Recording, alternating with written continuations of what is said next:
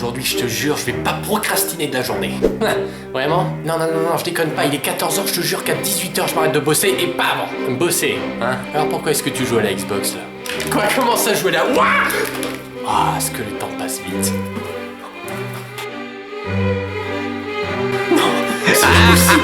C'est pas possible!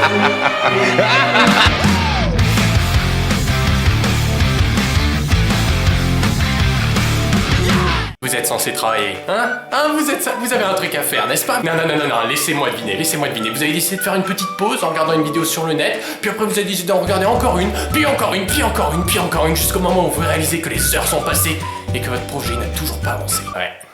Vous êtes en train de procrastiner. Mais vous inquiétez pas, cette procrastination vous a enfin mené à moi et je suis ici pour briser cette mauvaise habitude et vous remettre au travail. Pour résoudre n'importe quel problème, il faut commencer par le comprendre. Mais honnêtement, la procrastination est insensée quand on y pense rationnellement. Non mais je veux dire, entre travailler une petite heure par jour régulièrement pour préparer sereinement votre examen et s'y prendre la veille sacrifiant de précieuses heures de sommeil, travaillant d'arrache-pied et dans la panique pour au final complètement louper votre examen, n'importe quelle personne sensée prendrait la première option. Alors comment se fait-ce que plus de 70% des étudiants américains, eh ouais, vous n'êtes pas seul, optent pour la seconde option? Fut un temps, nos semblables étaient beaucoup plus travailleurs. En effet, seulement 5% de la population avouait procrastiner de manière régulière, contre plus de 20% actuellement. Ce qui nous mène à la première raison. Les distractions. Eh oui, elles sont si nombreuses actuellement. On a vite fait de surfer sur le net, d'écrire un petit SMS et de checker ses mails plutôt que de travailler. La simple vue de ces divertissements est semblable au chant des sirènes. Vous ne pouvez pas vous empêcher de succomber à la tentation. Alors faites comme les matelots d'Ulysse. Enfin, ne vous bouchez pas les oreilles, ça servira à rien, mais installez-vous dans une chambre sans aucun divertissement où l'ambiance est uniquement tournée vers le travail. Ma petite préférence, c'est de travailler dehors. Enfin, si le temps le permet, parce qu'on a vite fait de presque perdre tout un chapitre de maths sur un coup de vent.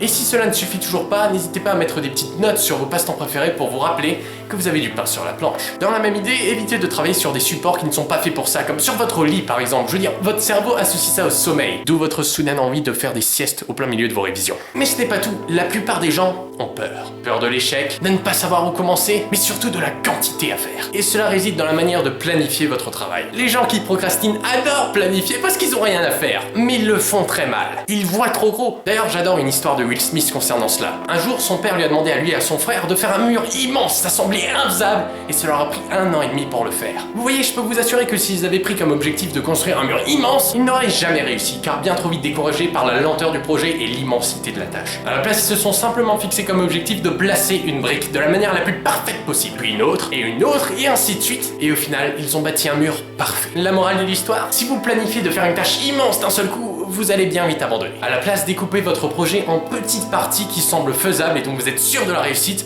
et faites-les du mieux que vous pouvez. Ainsi, vous serez bien moins vite découragé et vous saurez par où commencer. En parlant de se fixer un objectif, n'hésitez pas à faire une liste de choses à faire. Rien de plus satisfaisant que de barrer un élément de cette liste et ça vous permettra de vous rappeler que vous avez du boulot. Enfin, la plus grande source de votre procrastination réside dans notre cerveau. En effet, celui-ci préfère les récompenses immédiates à celles qui prennent du temps à obtenir. Plus il faut attendre, moi ça l'intéresse. Prenons un exemple. Faire vos devoirs prend du temps, de l'énergie, c'est chiant à faire, et la récompense sera uniquement obtenue lorsque votre professeur vous rendra vos copies d'ici 2, 3 semaines, même plusieurs mois. Alors que cette petite partie de Call of, elle vous apportera du fun, c'est-à-dire une forme de récompense de manière immédiate. Et c'est cette rapidité qui séduit votre cerveau. Mais ne vous inquiétez pas, j'ai la pick-up line qui permettra à vos devoirs de reconquérir le cœur de votre cerveau. Créez-vous des récompenses. Fixez-vous un sous-objectif dans votre travail qui a l'air faisable en moins d'1 heure. Et qu'une seule fois que cet objectif sera enfin rempli, accordez-vous une pause de 5 minutes, mais pas avant. Pendant cette pause, écoutez de la musique, jouez à un jeu, je ne sais pas, faites absolument ce que vous adorez faire pendant 5 minutes et pas plus. De cette manière, votre cerveau sera content parce qu'il y aura une récompense assez immédiate et vous serez beaucoup plus vite motivé à finir votre travail. Je terminerai cette vidéo en simplement vous dire de vous y prendre maintenant. On a souvent tendance à surestimer notre moi futur. Le fait est qu'il ne sera pas plus motivé que vous l'êtes maintenant. Ce qu'il vous faut, c'est pas de la motivation, ça sert à rien ça, il vous faut de la discipline. Jamais dans votre vie vous arriverez à être constamment motivé, c'est impossible. Alors acceptez ça et agissez tel un robot qui suit simplement un algorithme. Vous avez quelque chose à faire, vous le faites,